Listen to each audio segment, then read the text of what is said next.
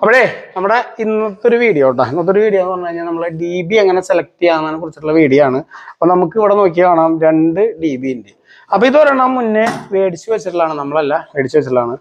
അപ്പൊ നമ്മളിവിടെ inverter DB, അതുപോലെ ഔട്ട്സൈഡ് DB, പിന്നെ പവർ പ്ലഗിന്റെ DB, അങ്ങനെ ആയിട്ട് നമ്മളൊരു DB ഉണ്ടാക്കാണ് പതിവ് സാധാരണഗതിയിൽ. അപ്പൊ ഇവിടെ എന്ന് പറഞ്ഞു കഴിഞ്ഞാൽ നമുക്ക് ഇവിടെ ഒരു 8 വരെ DB ആണ് ഈ വീട്ടിലേക്ക് ഒരു പവർ DB എല്ലാ സാധനങ്ങളായിട്ട് മേടിച്ചു വെച്ചിട്ടുള്ളത്. ഇവിടെ അത് മതിയാവില്ല. അപ്പൊ നമ്മളൊരു 12 വരെ DB വേറെ മേടിച്ചു. അപ്പൊ ഇതിൽ നമുക്ക് ഇൻവെർട്ടർ DB കൊള്ളിക്കാം, അതുപോലെ ഗേറ്റിന്റെ പുറത്ത് ഔട്ട് സൈഡ് ലൈറ്റിന് ഒരു DB, എല്ലാം കൂടി കൊള്ളിച്ച് ഇത് രണ്ടും കൂടിയാകുമ്പോൾ അത്യാവശ്യം നല്ല സൗകര്യം ഉണ്ടാവും. നമ്മൾ സാധാരണഗതിയിൽ DB നോക്കുമ്പോൾ ഒരു വീട്ടിൽ എത്ര MCB ഉണ്ട്? ഇപ്പോൾ ഒരു 16 MCB ഉണ്ട്. 16 MCB ഉണ്ടെങ്കിൽ നമ്മളൊരു 360 അതിൻ്റെ ഒരു MCB വേണ്ടിയിട്ടാണ് നമ്മൾ DBയും കാര്യങ്ങളൊക്കെ സെലക്ട് ചെയ്യുക. ഞാൻ പറയുകയാണെന്ന് വെച്ച് കഴിഞ്ഞാൽ നമ്മളിപ്പോൾ സെലക്ട് ചെയ്യുന്ന സമയത്ത് നമുക്ക് എത്ര MCB ആണ് വേണ്ട അതിൻ്റെ അപ്പുറത്തെ DB നമുക്ക് എടുക്കാം. നമുക്കൊരു 8 വരെ വേണമെന്ന് വെച്ചാൽ നമുക്കൊരു 12 വരെ എടുക്കാം.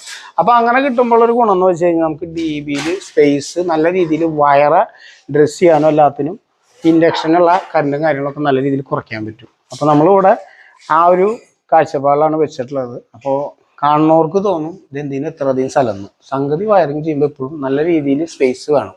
അപ്പോൾ നിങ്ങളുടെ ഇതിനെ കുറിച്ചിട്ടുള്ള അഭിപ്രായം കാര്യങ്ങളൊക്കെ പറയാം. ഓക്കെ.